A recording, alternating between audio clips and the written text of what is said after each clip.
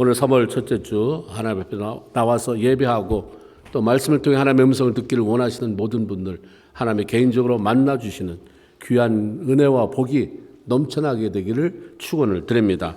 요즘 우리는 매주 성경을 통해서 믿음으로 살다간 우리의 선조들을 믿음의 조상들의 행적을 살피면서 오늘 살아가는 신앙인으로서 나는 어떤 삶을 살아갈 것인가에 대한 하나님의 음성을 듣고 있습니다. 오늘은 이 히브리서 기자를 통해서 야곱에 이어서 요셉이라고 하는 인물을 소개받고 있습니다. 요셉에 대한 이야기를 이미 잘 알고 있습니다. 그 스토리가 어떻게 흘러가는지 그 생에 대해서 우리가 잘 알고 있고 잘 알려진 얘기지만 성경을 통해 그분의 생애를 접할 때마다 느끼는 것은 자꾸 가슴이 뛰게 되고 힘이 생기고 용기도 받게 돼요. 요셉이 하나님이 나의 하나님이지. 맞다. 요셉은 야곱이 아내 둘, 첩 둘, 모든 4명의 여인들을 통해 나간 12명의 아들들 가운데 11번째 아들입니다. 자신이 처음부터 사랑했던 그 여인, 라헬을 통해서 낳은 아들이라 그런지 야곱은 요셉을 특별히 누구보다 사랑했습니다. 요셉은 어려서부터 하나님을 사랑하고 오늘 아버지를 통해서 들었겠지만 그 하나님 말씀대로 살면서 불의를 보면 참지 못했던 큰 아이였던 것 같습니다. 17살 아버지 곁을 떠나 남은 생을 애굽이라고 하는 이방 땅에서 보낸 요셉이 후에 거기서 이런 얘기를 합니다. 하나님이 이런 얘기를 해요. 하나님이 그걸 더 나가서 아브라함과 이삭과 야곱에게 맹세하신 그 땅. 일찍 고향을 떠났잖아요. 그것도 하나님을 알지 못하는 이방 땅에서 17살 이후로 살았는데 평생 거기서 살다 죽었는데 누구에게서 말씀을 배웠겠는가? 거기서 누구에게 들었겠는가? 어렸을 때 들은 아버지 말씀이 그 평생을 좌우한 거예요. 모든 자녀들이 다 들었겠어요. 12아들들이 다 들었을 텐데 야곱만 특별히 이 요셉만 특별히 아버지 야곱의 말씀에 반응을 했던 것 같습니다. 다 듣는다고 똑같이 듣는 게 아니구나. 그래서 주님이 항상 들을 게 있는 자는 이 말씀 하시는구나. 다 들었는데 들은 사람은 내놓고 들을 게 있는 자는 들을 기가 없는 사람도 있는 거구나. 12아들이 다 들었을 텐데 축복이 되는 말씀을 들었는데 12아들 중에 11번째 아들 요셉이 잡았구나. 그러므로 요셉이 아브라함과 이삭과 야곱으로 이어지는 하나님의 언약의 계승자가 될 수 있었구나 하는 그런 비밀을 발견하게 되는 거죠. 17살 때부터 형들과 들로 나가서 아버지의 양떼를 돌보기 시작했는데 형들이 잘못하면 그대로 아버지한테 고해바쳐요. 그러니까 미움을 샀습니다. 그리고 또 요셉은 꿈을 꾸면 그것을 자랑 삼아서 온 가족에게 떠벌려요. 거기 아버지가 있든 형들이 있든. 그 내용은 형들 곡식단이 벌떡 일어서더니 내 곡식단 앞에 와서 절하더라고요. 라든가 아니면 해와 달과 별 11개가 나한테 그냥 절을 하더라고. 이런 식입니다. 비록 하나님께서 요셉에게 그의 생이 앞으로 어떻게 열릴 것인지 예언적으로 보여준 꿈이라 해도 가장 어린 요셉이 형들이나 부모보다 더 높은 자리에 있음을 과시하는 것처럼 들리는 이야기는 형들의 마음을 불편하게 만들고 결국에는 노여움 속에 미워하게 되고 시기하게 만듭니다. 그럼에도 불구하고 아버지는 그 아들의 그 말을 마음에 두었다 얘기하잖아요. 이 아버지의 마음이 하나님의 마음인 것 같아요. 비록 아직 어려서 표현하는 것, 행동하는 것 다 서툴지만 요셉은 하나님의 말씀에 그릇된 것과 타협하지 않았어요. 그 고자질처럼 들렸지만 그것 때문에 하나님 앞에 훈련을 받았죠. 맞지만 맞다고 다 그게 옳은 것은 아니다. 하나님 다 다루잖아요 나중에. 근데 어쨌든 간에 있는 대로 그거 틀렸다 얘기할 수 있는 사람이었고 하나님이 주신 꿈을 당당하게 자랑이 아니라 이런 꿈 꿨어. 어떻게 꾼 거를 이런 일이 있었다고 당당하게 아버지 마음에 뒀어요. 하나님 그것을 귀하게 여겼던 것 같습니다. 하나님 이런 믿음의 사람 요셉을 사랑하셨고 그를 통해 이스라엘 백성들 전체를 위한 하나님의 놀라운 계획을 이루어가기 시작하셨습니다. 어느 날 아버지의 심부름으로 자신들을 찾아오는 그 들로 나오는 요셉을 보자마자 형들은 야 저기 꿈꾸는 자가 온다. 미워 죽겠는 그놈 요셉이 온다가 아니라 꿈꾸는 자들이 온다.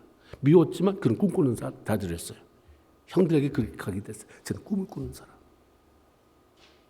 우리가 못 꾸는 그 꿈을 꾸는 사람. 그러는데 어떻게 저렇게 꿈을 꾸는 사람일까가 아니라 죽여버리자요. 없애버리자. 마음을 모읍니다. 저 사람 왜 저렇게 은혜를 받고 저렇게 열심히 봉사할까? 그 비밀이 뭘까? 물어보자가 아니라 죽여버리자. 없애버리자. 온갖 모략을 해서 없애버리자. 거의 맥락이 다 비슷해요. 이게 세계가 돌아가는 게. 그리고 한번 우리가 죽여버리는데 살까? 그 꿈은 어떻게 될까? 그의 꿈이 어떻게 되는지 우리가 볼 것이다. 이렇게 얘기를 하잖아요. 비웃습니다. 요셉을 웅덩이에 던져버렸던 형들은 미디안 상인이 그리로 지나가는 것을 보고 요셉을 꺼내서 은 20을 받고 노예로 팔아버립니다. 그러나 하나님은 형들의 악행을 선용하셔서 전혀 새로운 땅 애굽에서 요셉을 향한 하나님의 훈련 계획을 진행해 가십니다. 아무리 하나님이 꿈을 줬다고 해도 그 꿈은 바로 오늘 꾼 꿈이 내일 이루어지는 건 아니에요. 전에 꿈을 받았는데 여전히 꿈이 가지고 있습니까? 이루어졌어요? 안 이루어졌는데 꿈은 도전을 받아요. 도전을 받으면서 그게 성장해 가는 거죠. 다듬어지는 거예요. 꽃을 피우는 거예요. 많은 사람이 잊어버려요. 힘드니까. 저는 이런 꿈이 있었는데 그때 기도할 때 그때 예배 드리면서 그때 집회 참석했을 때 성경 읽으면서 그때 내 마음이 불타오르는데 지금 당하는 현실이 너무 커요. 살아가는 게 너무 커요. 도전이 너무 크니까 관계가 너무 복잡해요. 그러니까 그 꿈 다 이거 뭐고 다 필요 없어. 마치 에서가 장자 명분 배고픈데 그게 뭔 필요야. 팥죽 한 그릇에 그 팔라고 오케이 했던 것처럼 다 산산조각 내버리니까 삶에 소망이 없어요. 예수 믿으면서 그냥 예수 믿는다는 걸 굴려갈 뿐이지 뭘 기대하는데 글쎄 이대로 그냥 잘 죽다가 천국에 나갔으면 좋으련만 그것도 될까? 이건 약함이 아니라 비참함입니다. 8년 요셉은 애굽 바로 왕의 신하인 친위대장 보디발 장군의 집에 종으로 넘겨집니다. 17살의 어린 나이에 말이 다릅니다. 문화가 달라요. 그건 애굽. 그것은 하나님이라는 얘기를 들어볼 수도 없는 정말 삭막한 땅에 실세를 그 당시 장악하고 있던 보디발 장군 집에 노예로 팔려갔다는 것은 결국 쉬운 일이 아니잖아요. 엄청난 스트레스가 있었을 것입니다. 그럼에도 성경 창세기 39장 2절에 보면 여호와께서 요셉과 함께 하심으로 그가 형통한 자가 되어라고 기록합니다. 보디발 장군은 하나님이 요셉과 함께 하시는 것을 보면서 깨닫는 바가 있어요. 그 신뢰하는 마음이 있어서 요셉을 자기 집의 가정 총무, 자기 집의 재반 모든 것을 다 맡아 수행할 수 있도록 그를 그렇게 임명을 했고 모든 걸 그 손에 맡겨버렸습니다. 애굽이라고 하는 이방신으로 들끓는 나라에서 칼을 잡고 사는 사람이잖아요. 친위대장, 시위대장. 칼 잡고 살아가는 사람. 이런 제 왕위의 실권을 잡고 있는 사람.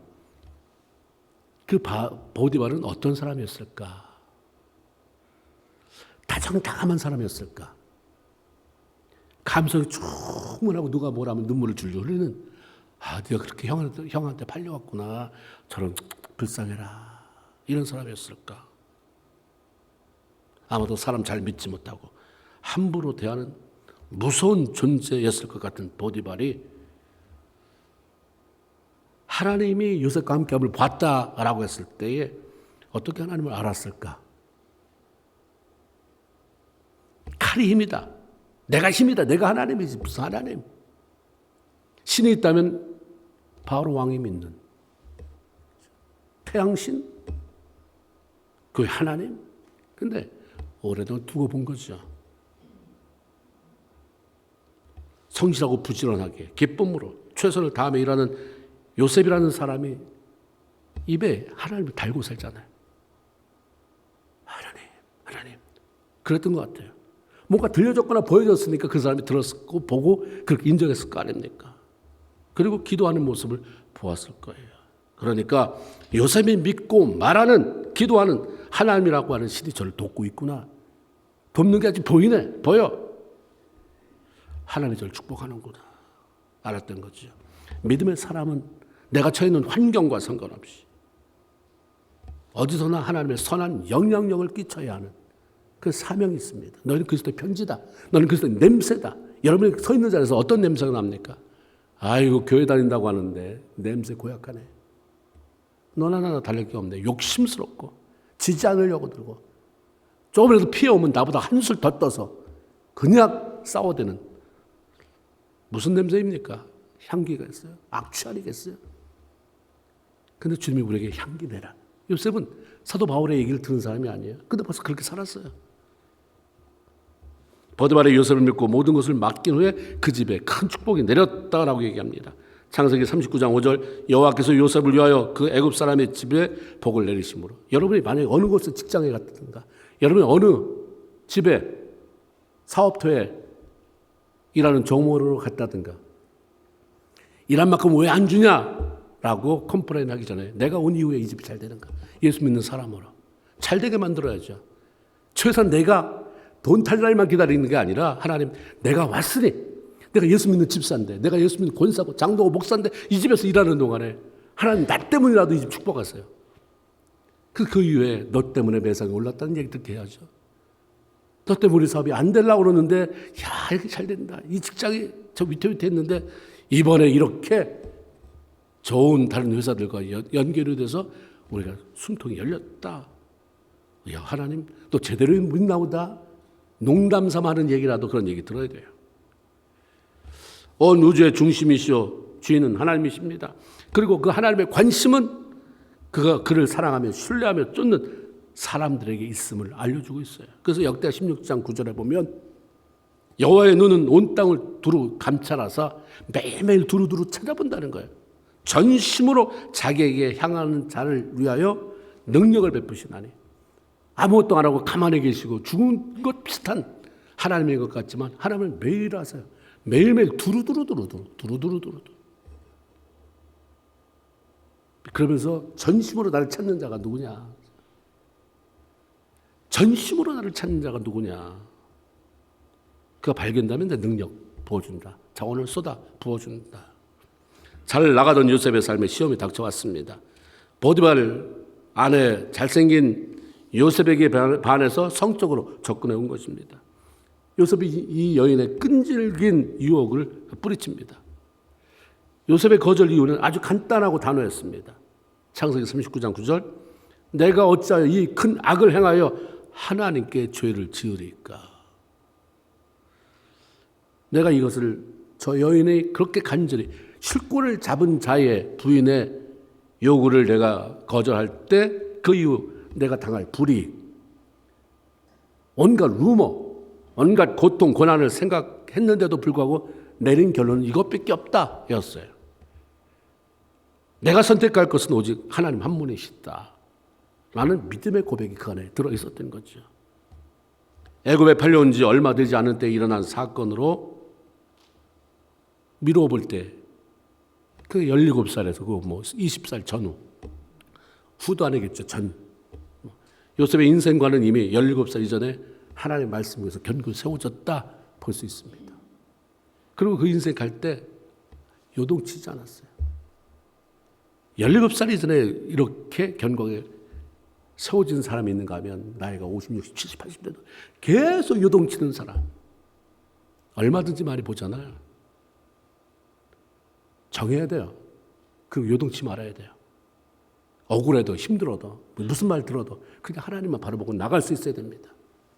그런 사람이 많아야지 그늘이 넓게 들어서 들이울 수가 있는 것입니다.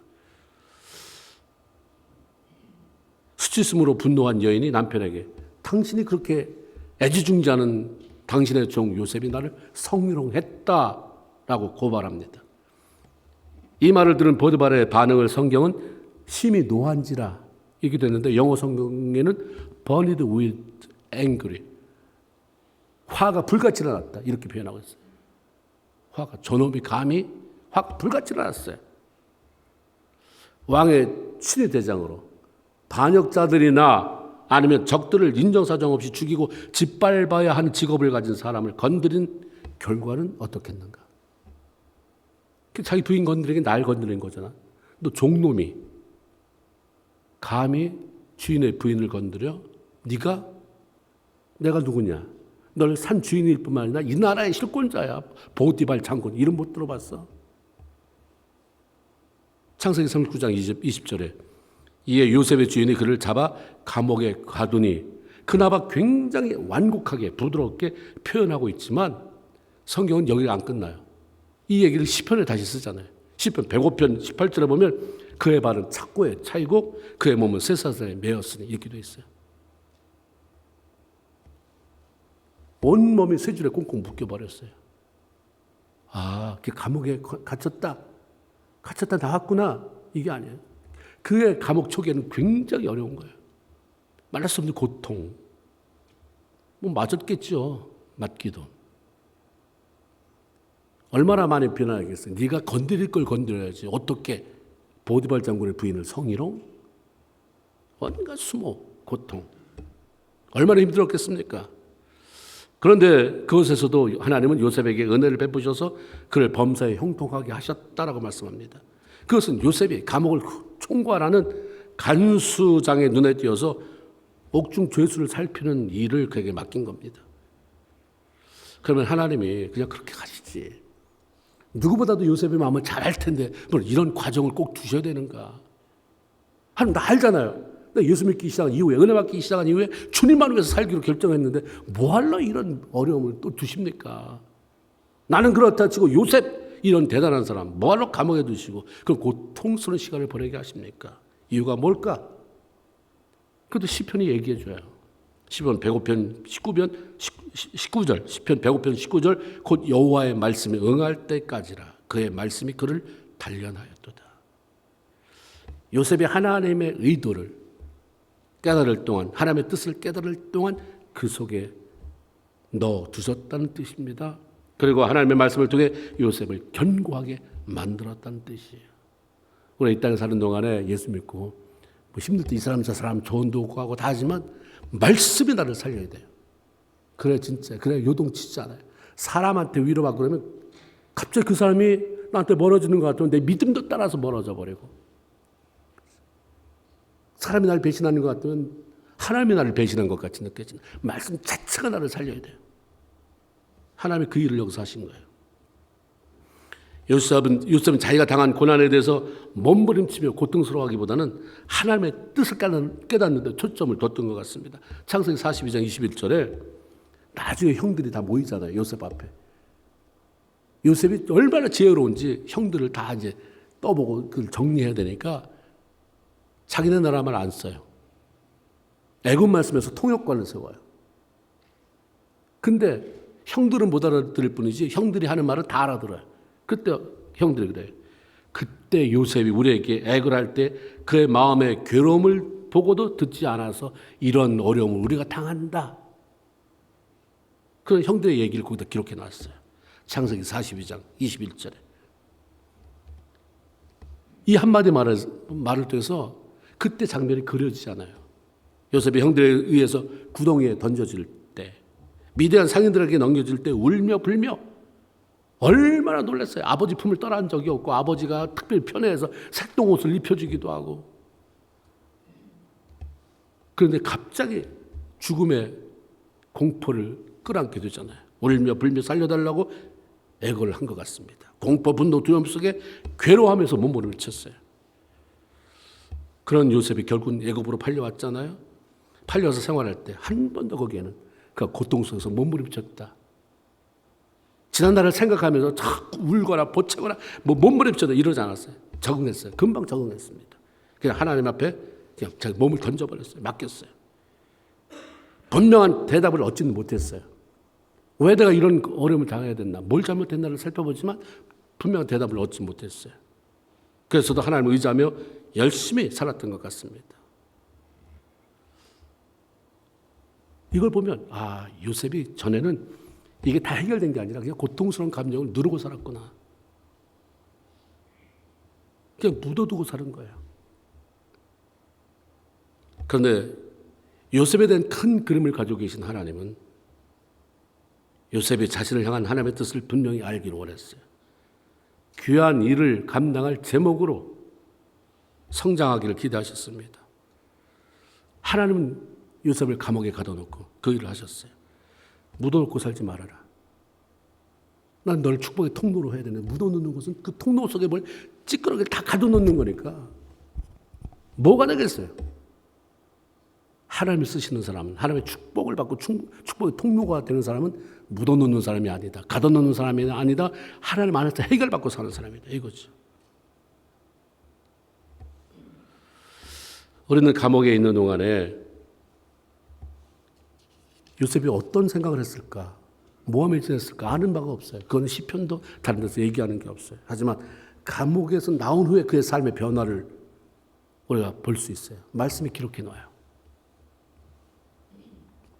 요셉은 하나님이 이러려고 나를 애굽에서 여기까지 오게 했구나 하는 이유를 분명히 깨달아요.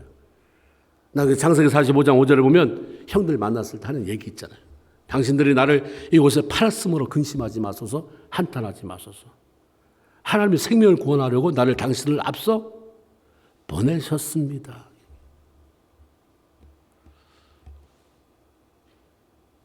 출세한 이후에 형들을 만났을 때 한 얘기예요. 나는 팔려온 사람이 아닙니다.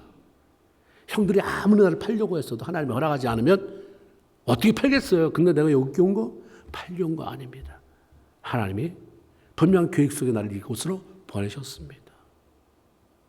이걸 시편 105편 17절에 또다시 부연 설명해요. 그가 한 사람을 앞서 보내셨으며 요셉이 종으로 팔렸도다. 보냈는데 형식은 종으로 팔리는. 거기서부터 그냥 가마가 와가지고 모릅니다. 이유는 모르지만 왕이 당신을 모셔오랍니다. 애굽으로 오시랍니다. 무슨 훈련이 되겠어요? 하나님 모셔가는 건데 그렇게 안 알려줘요. 고난이라고 하는 팔려가는 것을 통해서. 지금 하나님이 그렇게 하고 있는 분들이 참 많잖아요. 모셔가는데 여기 축복의 자리로 모셔가는데 과정은 고난이란 말이에요. 근데 그 고난 때문에 고민하고 몸부림치고 날 모셔가는 하나님의 선한 뜻이 있어서 모셔가는 그 하나님을 발견하지 못하고 여기 몸부림치니까 일이 안 열려지지가 않는 거예요. 쿵 짝이 되죠. 하나님이 쿵 하면 내가 짝 하고 이게 좀 맞춰줘야 되는데 내가 그냥 사랑의 하나님, 공의 하나님이 무조건 너한테 줄 수 없어. 이걸 통과해야 되니까 내가 그냥 해도 좀 어려워도 널 향한 나 알지? 널 얼마나 사랑하는지. 망하는 게 아니라 하나님을 향한 내 생각은 내가 하나니 네가 아니야? 장래 소망을 주는 것이다. 널 형통케 하는 거다. 그러니까 날 믿고 따라와. 고난이지만 모든 어려움을 다 위장된 축복이라고 생각하고 따라와. 날 따라와. 근데 그걸 다 못하는 거예요. 신앙의 경륜이 그렇게 많아도 다 못해. 얼마나 많은 사람이 못하는지 모릅니다. 요셉도 거기 전까지, 감옥에 갇히기 전까지는 좀 눌러놓고 살았는지 몰라요. 여기서부터, 감옥에서부터 그게 벗겨지기 시작하고 뚫리기 시작합니다. 그가 한 사람을 앞서 보냈다. 하나님의 계획이 있어서 보냈다. 근데 형식은 종으로 팔렸다. 내가 여기 팔려왔다고 생각하는 것과 하나님의 보내심을 받은 사람이다라는 확신 속에 사는 것 사이에는 엄청난 삶의 질이 있습니다. 질의 차이가 있어요. 한국에 내가 빚 때문에 쫓겨왔다. 여기 미국에. 다시 갈 수도 없고 있을 수도 없고 이런 사람의 삶과 똑같이 어렵지만 하나님이 한국에서는 안 되니까 미국에 보내서 나를 하나님 만나게 했구나. 먼저 하나님을 만나고 그 안에서 내 인생을 개조시키고 그 안에서 축복의 삶을 살도록 하나님이 날 일로 보내셨구나 아는 사람하고는 틀려버려요. 근데 평생까지 못 깨닫고 그냥 교회만 왔다 가는 사람이 너무 많다는 안타까운 사실입니다.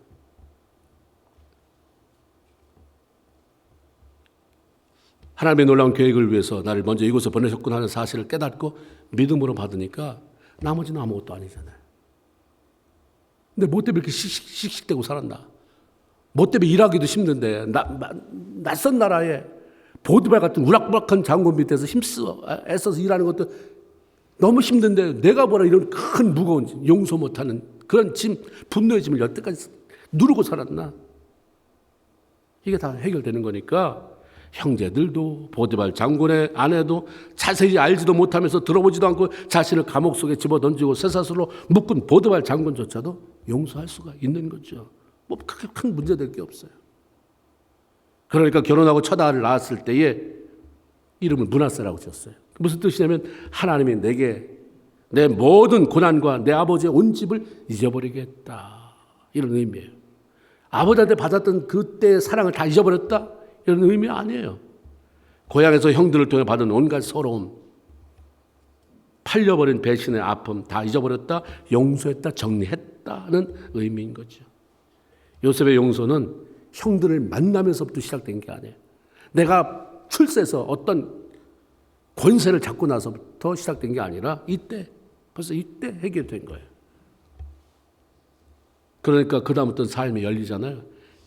그 다음에 형을 안 만났는데도 내 안에서는 형하고 만나서 화해는 안 이루어진 거지, 나는 용서가 이루어진 거예요. 용서와 화해는 틀려요. 화해는 나중에 올 수 있어요. 용서는 먼저 내 안에 이루어지니까, 용서 못하는 사람은 이게 안 뚫리니까 그다음부터 일이 안 돼요. 그러니까 하나님이 먼저 내가 널 축복의 통로로 사용했는데 관이 뚫려야 되지 않느냐. 화해하려고 들지 말고 용서해라. 용서, 그냥 날 부르셨다는데 하나님의 선한 목적이 있어서 어디 여기 애국까지 이렇게 오게 했나. 황송함이 되는 거죠.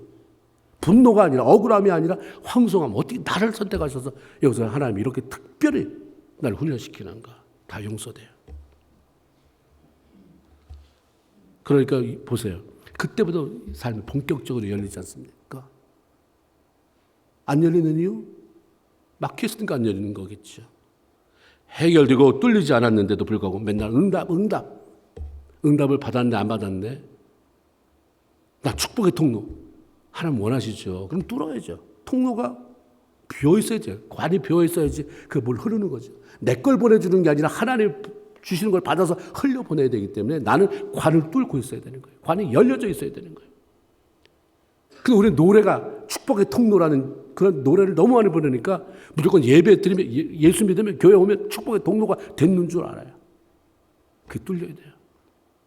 뚫리면 하나님은 제한된 인원이 아니라 뚫리면 모두 다야. 에브리바디. 안 뚫리면 괜찮아. 한 명도 괜찮아. 뚫린 사람, 그 사람 가지고 일하는 거예요.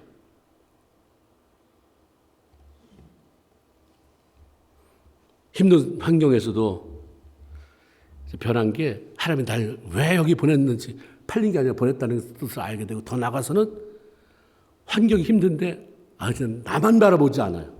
남을 바라보는 큰 마음으로 변화되어 갔습니다. 요셉이 감옥에 있었지만 자유롭게 다른 죄수를 살피는 일을 하지 않습니까? 그러던 어느 날 요셉이 한 죄수를 향해서 이런 얘기합니다. 창세기 40장 7절에 어찌하여 오늘 당신의 얼굴에 근심빛이 있습니까? 영어에는 sad라고 했어요. 왜 당신 얼굴이 이렇게 슬퍼 보여요? 이거죠. 왜 당신의 얼굴에 근심빛이 있습니까? 왜 당신 얼굴이 슬퍼 보입니까? 라고 묻습니다. 요셉의 환경은 감옥에서 달라진 것이 하나도 없었지만 그의 마음은 하나님의 뜻을 알게 된 기쁨이 있었잖아요. 감사가 있어요. 용서를 한 자의 자유, 평강이 가득 차 있으니까 내가 아닌 너, 다른 사람을 바라보고 진심으로 그를 생각해주고 걱정할 수 있는 사람이 된 거죠. 아직 해결이 안 된 사람은 늘 나만 바라보는 문제예요. 남을 못 봐요. 그 나이와 상관없어요. 신앙의 연륜하고 상관없이 내 문제가 해결 안 된 사람은 맨날 나야. 나. 왜 나한테 관심 안 써? 나 너 때문에 시험 들었어. 아직 모르는 거예요. 요셉은 거의 20대 이거 해결받았어요. 그러니까 자기 코가 석자인데 감옥에서 대단한 벼슬을 얻었습니까? 그렇지 않은데도 죄수 돌보라는데 보면서 왜 근심이 많으십니까? 왜 얼굴빛이 그러십니까? 라고 물어보잖아요. 그렇게 오랜 신앙생활을 해오면서도 내가 죽겠다고 하면서 자기 주변의 사람, 자기 부인, 자기 남편, 자녀들, 이웃에게 요즘 얼굴빛이 안 좋은데 무슨 걱정거리, 힘든 일이 있습니까? 한 번 물어봐 주지 못하는 사람. 있을 수 있겠죠. 그건 여러분만 알겠지만. 그렇다고 한다면 얼마나 은혜가 메마르고 각박한 인생을 살아가고 있는 것인가. 아니 가깝게 그렇게 수십 년을 살아가면서 신앙생활 하잖아요. 수십 년을 같은 집에서 살잖아요. 부부로. 수십 년을 아버지라고 얘기하는데 요즘 얼굴빛이 왜 이렇게 안 좋아? 뭔 일이 있어? 왜 힘들어? 이런 거 한번 물어봐 주는 거. 뭘 해줄 수 있는 게 아니잖아요. 요셉이 얘기해줘서 뭘 해결해 주는 게 아닌데 일단 물어보잖아요. 아, 이건 변화된 사람에 있어서 기본이구나. 좀 물어보세요. 좀 물어보세요, 여러분이. 멀리 말고 그냥 가깝게 있는 사람들, 자녀들, 아니면 남편, 부인. 왜 얼굴색이 그래? 뭐 걱정 있어? 얼굴색 좋아 보이는데 뭐 은혜 받은 거 있어? 뭐 응답 받은 거 있어? 얘기 좀 해줘봐. 이런 것들. 살아가는 시간만 조금만 바꿔도 우리는 하나님과의 관계가 활짝 열려버려요. 무엇을 바라보고 그렇게 한 것이 아닌데 이렇게 물어본 것이 요셉은 막강한 정치적인 힘을 가진 두 사람의 꿈을 해석하게 되는 기회를 얻게 되잖아요. 누구도 몰라요. 그냥 왜 그렇게 그렇습니까? 너 내 얘기 좀 들어볼래? 나 이런 꿈을 꿨다. 아, 그러시군요.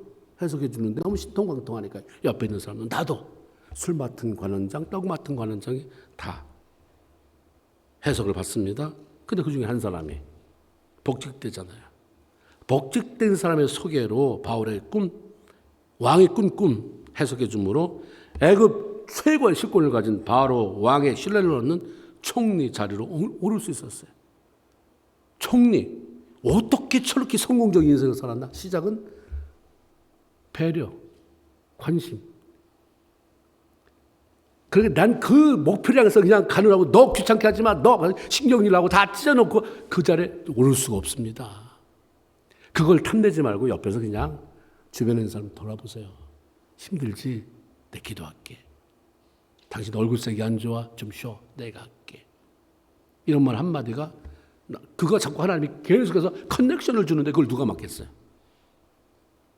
이걸 죄수된 감옥에서 아무리 제수장의 보호 속에서 그 사람들을 살피는 사람이라고 할지라도 감히 흉내낼 수 없는 찬스고 흉내낼 수 없는 자리, 꿈도 꿀 수 없는 자리에 올라갔다 이 말이에요. 믿음의 사람의 행동이 이렇습니다. 믿음을 거창하게 생각하지 마세요. 그냥 하나님에게 주시는 은혜대로 관심을 나누는 거죠. 너무 나 자신의 문제, 나의 애통함이나 억울함에만 매여 살면 그 자리를 절대 벗어날 수 없어요. 하나님의 선한 뜻이 무엇인지 알고 있으면. 그런 나한테 문제 있는 사람에게 하나님의 뭔가 뜻이 있겠죠. 그러면 대답이 뭐예요? 알아. 나도 알아. 너만 아냐? 나도 알아. 알았으면 그 다음엔 남을 돌보세요. 더 이상 나만 죽겠다. 언제까지 죽을 건데요? 아니에요. 하나님 사는 방법은 너를 돌보면서 나를 살리는 거예요. 분명 알았으면 하나님 그렇게 하실 걸 믿습니다. 그리고 그 믿음으로 남을 돌아보는 거죠. 이것이 믿음 있는 사람의 모습이고 복된 자리로 나가는 지름길입니다. 무엇보다 요셉은 하나님의 약속의 말씀을 조금도 의심 없이 믿고 따른 사람입니다. 히브리서 11장 22절 믿음으로 요셉은 임종시에 이스라엘 자손들이 떠날 것을 말하고 또 자기 뼈를 위하여 명하였으므로 떠난다. 애굽을 떠나게 되는 날이 곧 온다 이 말이에요. 지금 여기 살고 있지만 애굽 떠난다. 내가 애굽을 떠난다. 요셉은 아브라함, 이삭, 야곱으로 이어진 하나님의 약속의 말씀이 반드시 이루어진다는 사실을 알았습니다. 특별히 하나님이 아브라함에게 하셨던 약속 창세기 15장 16절 내 자손이 4대 만에 이 땅 가나안으로 돌아올 것이다 하는 말씀을 확신한 거죠. 그러니까 개선해 보면 아브라함 1대, 이삭, 야곱, 나 요셉 4대 이제 내 때 100년으로 쳐도 400년이 가까운 4대. 그러면 하나님이 말씀하신 대로 우리 이 족속들이 애굽 땅을 곧 떠나게 되겠구나라는 것을 알았죠. 확신했어요. 그러니까 창세기 50장 24절 25절에 보면 죽음을 앞둔 요셉의 형제들에게 나는 죽습니다. 곧 죽을 겁니다. 내가 날 잘하는데 이제 기력이 지나고 내 열조 앞에 돌아갈 것입니다. 하나님이 당신들을 돌보시고 당신들을 이 땅에서 인도하여 내사 아브라함과 이삭과 야곱에게 약속하신 맹세하신 땅에 이르게 하실 것입니다. 라고 확실하게 아주 확실히 있게 말하면서 그때 한 가지 부탁할게요. 유언 부탁합니다. 내 해골 끄집어서 가져 나가세요. 하나님이 주신 땅에 나를 묻어주세요. 라고 말합니다. 살았으면 하나님이 그렇게 하는 것을 내가 보고 나도 걸어서 따라 나갈 텐데 나는 곧 죽습니다. 그걸 못 보고 죽을 건데 하나님이 주를 약속하신 땅에 이르게 되면 날 거기 묻어주세요. 나는 하나님의 뜻을 이루기 위해서 이 애굽 땅에 살 뿐이지 청리연연하지 않습니다. 명예, 사람들 존경 아무것도 나는 원하는 게 없어요. 나갈 때 나도 데리고 나갔어요. 이 이혼 속에는 요셉이 이렇게 살았구나. 조금 됐다고 해서 목에 힘주고 산 게 아니라 영원히 그냥 하나님의 약속을 바라보면서 살았던 사람이구나. 이 유언에 따라서 어떻습니까? 출애굽기 넘어가면 모세가 그거 긁고 나가잖아요. 이 요셉의 뼈를 가지고 나가요. 그리고 나중에 가나안에 정착했을 때 이스라엘 사람들이 세겜 땅에다가 유고를 묻어줬다 얘기하잖아요. 놀랍지 않습니까? 할아버지, 증조 할아버지가 받은 약속이 그 아들 할아버지에게, 할아버지가 아들에게, 아들이 손주에게. 이것만 해도 대단한 거예요. 그 아버지 말도 무시해버리고 그 다음에 끝나버렸는데 벌써 4대가 올라가면 더 하겠지만 일단 아브라함부터 시작하면 4대가 내리 말씀 앞에 누군가는 그 자식 중에 하나는 그걸 계승해 온 사람이 있었다고 하는 거. 이거 얼마나 대단합니까?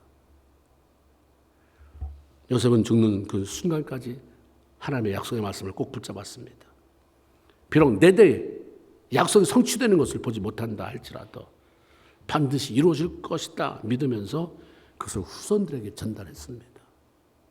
성경은 이것을 믿음이라고 말해요. 지금 안 이루어져도 하나님 나를 통해서 일하실 거다. 한 번쯤 생각해 봤잖아요. 그러면 계속 나가세요. 요동치지 말고요. 하나님을 믿고 믿음 안에서 행동하려고 쏟아부은 에너지보다 의심하고 요동하고 거기에 힘 뺀 게 훨씬 더 많아요. 신앙생활을 50년 했다, 30년 했다, 20년 했다. 얼마나 많은 세월을 요동 없이 하나님 앞에 전심으로 충성하고 원신하고 했습니까? 다 보면 시험 받아서 안 나와 떨어져 멀리가 하나님의 약속 의심돼 삶에 어려움이 왔다 이래서 저래서 내가 뭐해 다 보면 알랑 남은 게 뭐 얼마나 남았겠어요. 이제 우리 다시 결단해야 되잖아요.